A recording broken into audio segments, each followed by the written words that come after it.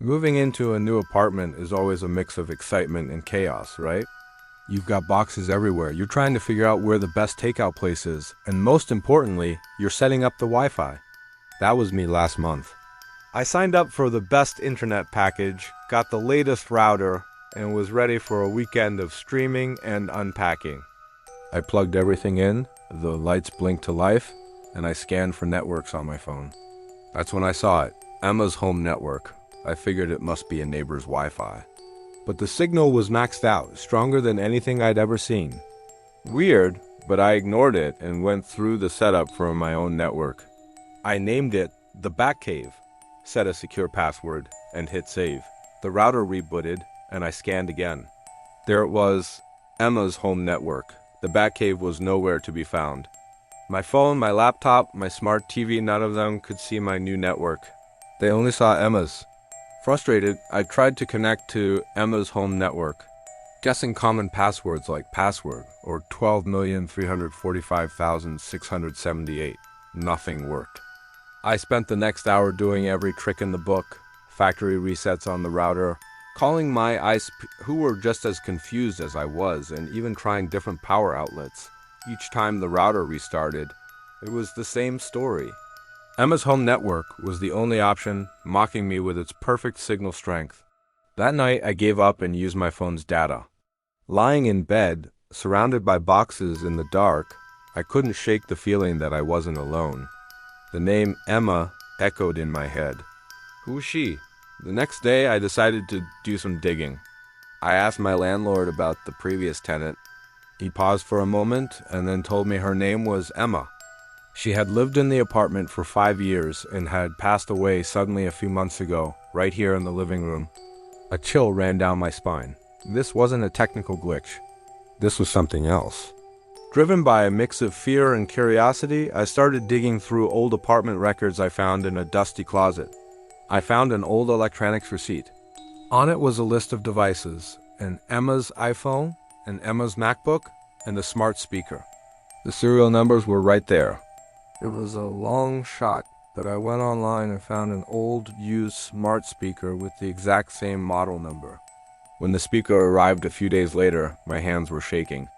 I plugged it in, and the little light on top started blinking. I held my breath and said, "Hey, connect to Wi-Fi." A calm, digital voice replied, "Connecting to Emma's home network." A moment later, it was connected. My heart was pounding. I had a device that could access this phantom network. I tentatively asked, "Who is Emma?" The speaker was silent for a long moment. Then, a soft, staticky voice, barely a whisper, came through. It wasn't the device's voice, it was a human voice. It said, "I'm still here." I felt all the warmth leave the room. The router wasn't just broadcasting a name. It was holding on to a digital ghost, a remnant of a life lived within these walls. Emma wasn't just a name on a network. She was the network. Her digital life had somehow outlived her physical one, trapped in the radio waves. I don't know what to do next. Do I try to communicate with her? Do I get a new router, a new apartment? Every time I see that blinking green light on the router, I know she's there, watching, waiting. My home is connected, but not to the internet. It's connected to Emma. I'll keep you all updated on what happens. Let me know in the comments what you think I should do. And if you're into strange stories like this, make sure to follow for more. Thanks for watching. Most people assume routers forget everything during a factory reset, but that's not entirely true. Inside every router is a flash memory chip. This memory stores firmware, configuration data, and fragments of past activity. Normally, resets wipe most of it, but not always all of it.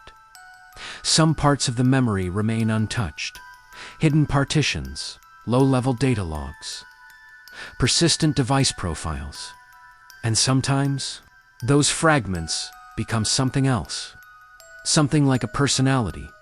Because modern routers don't just send signals. They learn. They learn device, habits, login patterns, daily schedules, smart home routines. Over time, the router begins predicting behavior. When lights turn on, when devices sleep, When phones return home, it builds a digital model of the household. And if that household suddenly disappears, the model doesn't vanish. It waits. When we opened the router, we expected corrupted firmware. But what we found was stranger. Inside the system logs were device IDs linked to routines. Phone, laptop, smart speaker, smart lights, thermostat.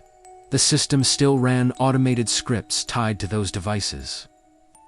Every night at 7:10 p.m., the router attempted to connect to a smart lamp. Every morning at 6:45 a.m., it pinged a thermostat. Even though those devices were no longer in the apartment, but when the new resident brought their own smart devices into the house, something disturbing happened. The router forced them into the same routines. Lights turned on automatically at 7:10 p.m. The thermostat changed temperature at the exact same time every morning. Music started playing from the smart speaker without being scheduled. Always the same playlist, always the same volume, always the same time. It was like stepping into someone else's life. Digitally, the resident began receiving notifications, but they weren't addressed to them. They were addressed to Emma. "Welcome home, Emma. Your morning routine is ready." Emma's bedroom lights are on. At first, it seemed like leftover automation, until the phone itself began adapting. Apps started syncing with the router's stored routines. Calendar suggestions appeared based on Emma's past habits. Search recommendations tied to Emma's browsing history. The new tenant described it as feeling like their home was slowly being overridden. Not physically, digitally. Every time they connected to Wi-Fi, their devices behaved more like hers. That's when we attempted a full firmware wipe.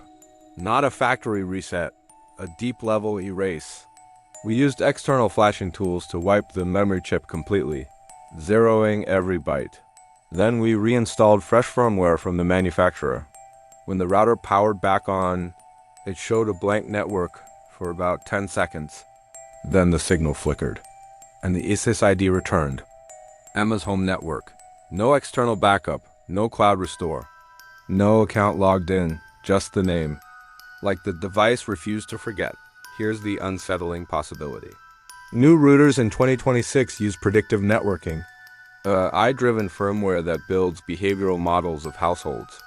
These models improve connection speeds and automation, but they also create something else. A persistent identity tied to the location. If a device lives in one place long enough, the router doesn't just remember it. It expects it.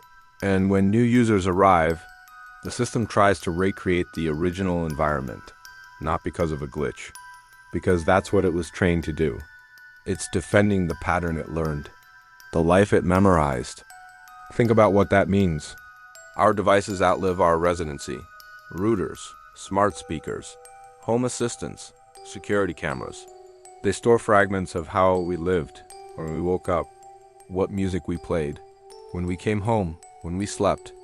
And when we leave, those fragments stay behind, waiting for the next person to connect, waiting for the signal to return, waiting to continue a life that technically ended. The new resident eventually replaced the router entirely. Different brand, different firmware, different hardware. But the moment the new router connected to the apartment's network line, a familiar device appeared in the connection history. A phone that didn't exist in the house. Device name, Emma's iPhone, last active, just now. But Emma moved out 3 years ago, or at least that's what the lease records say. So the question isn't just about haunted routers, it's about memory. Because in a world where everything is connected, nothing truly disconnects. Your devices remember you. Your routines become code. Your habits become patterns stored inside machines. And long after you move away, your signal might still be there, waiting, trying to reconnect. If you enjoyed this investigation, make sure to subscribe, and comment below. This is Whisper Hex, and sometimes your Wi-Fi doesn't just connect you to the internet. It connects you to someone who never logged out.